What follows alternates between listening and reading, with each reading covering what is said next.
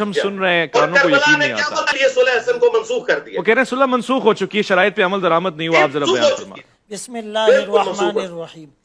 ایک بچہ پیدا ہوا اور پیدا ہوتے ہی اس کی آنکھ میں سرخ کلر کا لینس لگا دیا گیا. اس بچے کو بھی پتہ نہیں تھا کہ میرے ساتھ یہ کہانی ہوئی ہے. اب وہ بچہ جب بڑا ہوا اس کو ہر چیز سرخ ہی سرخ نظر آنے لگی.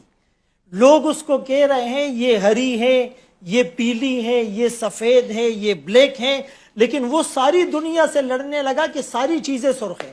یہ جو پیراڈائم ہوتا ہے نا, نیگیٹو پرسیپشن, نیگیٹیویٹی, تو یہ جب ذہن میں آ جاتی ہے پھر آدمی ہمیشہ انتشار کی بات کرتا ہے. بنیادی طور پر ایک بات یہ ہے کہ یہ جو جملہ کہا جاتا ہے جی پوری حدیث بیان کی جائے, بعض لوگ تو حدیث بھی بیان نہیں کرتے, نمبر بتاتے ہیں. اور اگر پوری حدیث ہم یہاں بتائیں تو اس کے لیے اویس صاحب آپ کو چاہیے کہ مجھے 1 گھنٹہ دے, قاری صاحب کو 1 گھنٹہ دے, شاہ صاحب کو 1 گھنٹہ دے, پھر ہم پوری حدیثیں بیان کریں گے. ظاہر جو مناسبت ہوتی ہے, ہم صحابہ کی بات کرتے ہیں تو برا لگ گیا, موضوع کیا ہے, بات کیا, یہاں پر بات کیا ہے اور اس سے irrelevant باتیں بیان کی جاتی ہیں. تو ایک بات تو یہ ہے, میں نے شروع میں عرض کیا کہ بھائی اہل بیت کی عظمت اور فضیلت کی جو ہم حدیث پڑھتے ہیں روایت کرنے والے صحابہ ہیں. صحابہ کی جب فضیلت بتاتے ہیں روایت کرنے والے اہل بیت ہیں. حضرت حسین رضی اللہ عنہ کے پاؤں سے مٹی حضرت ابو ہریرہ نے صاف نہیں کی, حضرت عمر رضی اللہ عنہ نے کیا ان کے وظیفے مقرر نہیں کیے, صدیق اکبر رضی اللہ عنہ کے گھر میں خود امی فاطمہ فرماتی ہے جب بھی میرے بیٹے نہ ملے تو وہ صدیق کے گھر میں ہوں گے. یہ ساری چیزیں ہمارے سامنے نہیں ہیں.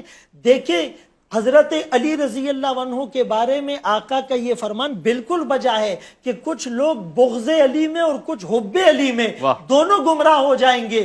تو اگر کچھ لوگوں پہ بغض کا الزام لگایا جا رہا ہے تو دوسری طرف کچھ لوگ حب علی میں یا اہل بیت میں صحابہ کی وہ تنقیص نہیں کر رہے. یہ رسول اللہ صلی اللہ علیہ وسلم کی حدیث موجود نہیں ہے بخاری اور مسلم میں کہ لا تؤذوا اصحابی, میرے صحابہ کو تم اذیت نہ دو, اور تمہارا احد پہاڑ جتنا سونا خرچ کرنا اس کی دی ہوئی نصف مد یا کھجور کے برابر نہیں ہو سکتا. کیا یہ ترمذی میں نہیں ہے اللہ اللہ فی اصحابی, میرے صحابہ سے ڈرو, لا تتخذوہم غرضم, ان کو نشان تنقید اور ہدف نہ بناؤ.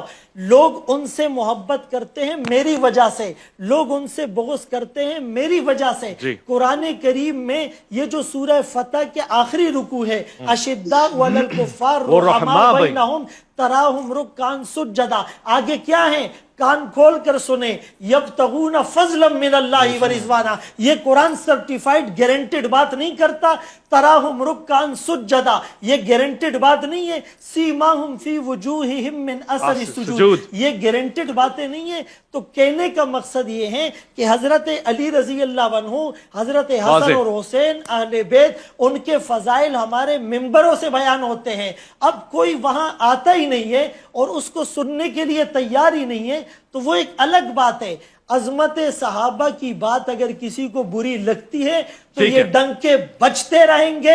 اہل بیت کی محبت کے ڈنکے بھی بجیں گے, عظمت صحابہ کے ڈنکے بھی بجیں گے. وہ امیر معاویہ رضی اللہ عنہ کا نام لیا گیا, یہ میرے آقا کی لسان نبوت کی دعا نہیں ہے اللہم اجعلہ ہادیا مہدیا واہدی بھی.